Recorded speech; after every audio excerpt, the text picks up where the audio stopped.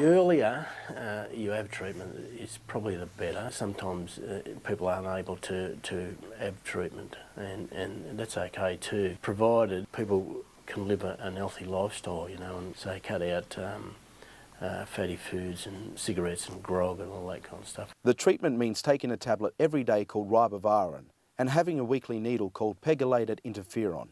Here we've got the injection, which is pegylated interferon, and you'll have that injection once a week for the next 6 months. Because you've got genotype 3, that's how we know you'll need to take it for 6 months. But other genotypes, they might need to take it for 12 months, but it's always a weekly injection. And you need to have this on the same day each week. All right?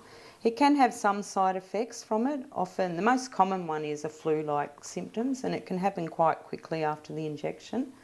And if you do have any of those kind of symptoms, feeling hot and flushed and tired, we'll just get you to take some Panadol and treat it like a flu for the next day or two, but it should gradually get better during the week.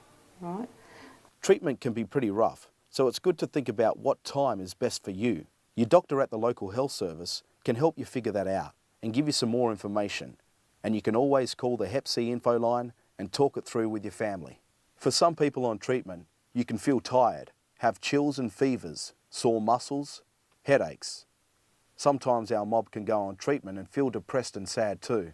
There are other symptoms you can feel on treatment, so ask lots of questions and your doc or liver clinic will tell you all the possible side effects. There's a 50 to 80% chance of cure from the treatment, and so the odds are in your favour.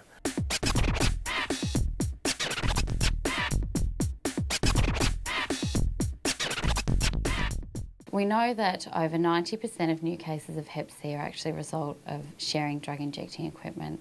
If you're injecting drugs and not using clean equipment, the chances of you getting Hep C are very high, and you can even pass it on to your mates. So get your own sterile injecting equipment. Hey Peter. How you going? Good. That's good. So what do some of these things include?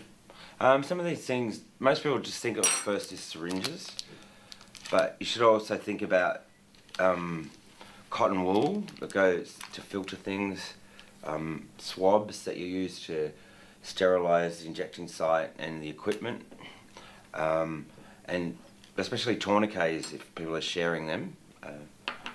Also spoons and the mix going in there. You got to think about where blood might be able to transfer from one person to another.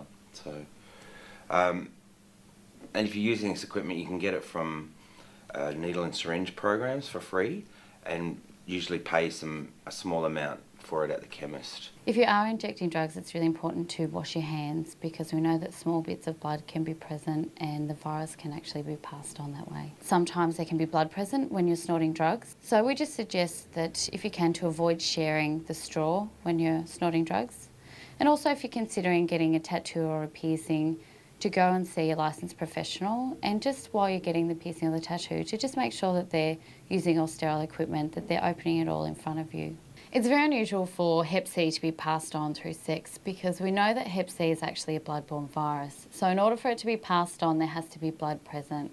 So times when blood can be present is during anal sex, or if somebody has a sexually transmitted infection, or during women's monthly business. So we just encourage you to be blood aware. We provide information and education, and we also have lots of information here that we're happy to send out, lots of brochures. We have an info line that you can call if you need support or referral. Having Hep C doesn't mean you shouldn't have a baby. Women who have Hep C can have babies and be great mums. If mum has Hep C, there is less than 5% chance of baby getting it.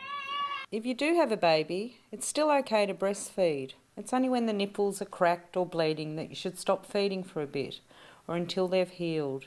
In this case, you do need to express the milk and throw it away so your supply doesn't dry up. If you do have little kids running about the house, it might be a good idea to put the toothbrushes and razors in a place where they can't reach them.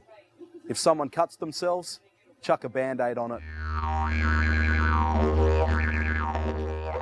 If you have Hep C, you don't have to tell anyone unless you want to donate blood, or you're a doctor or a dentist working in a surgery where there might be lots of blood present. If you want to join the army or insurance or superannuation, people need to know.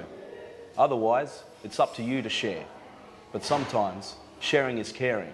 You might want someone to yarn to about it, to help you get through it.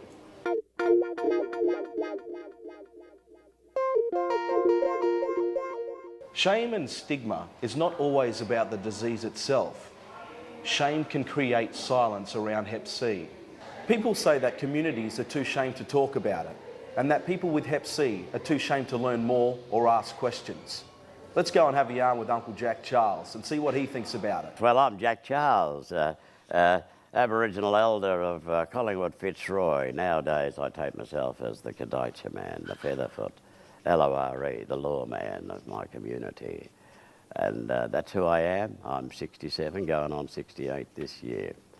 And I'm proud to have been one of the great survivors in my community.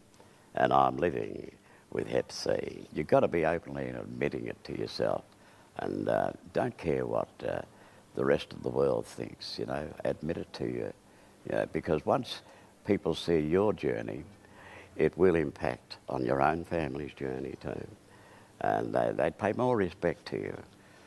And there's nothing to be frightened and shy, you know, embarrassed about being riddled with Hep C. You need to get over that in order to move on. So, where do we go for more information? Hep C Infoline, 1800 703 003. VACCHO, 9419 3350. VAHS, Sexual Health and Bloodborne Virus Nurse, 9419 3000. VAHS, Family Counselling Service and Drug and Alcohol Worker, 9403 3300. Ask, 8679 2000. Wulumperi, Aboriginal and Torres Strait Islander Sexual Health Unit, 1800 458 406.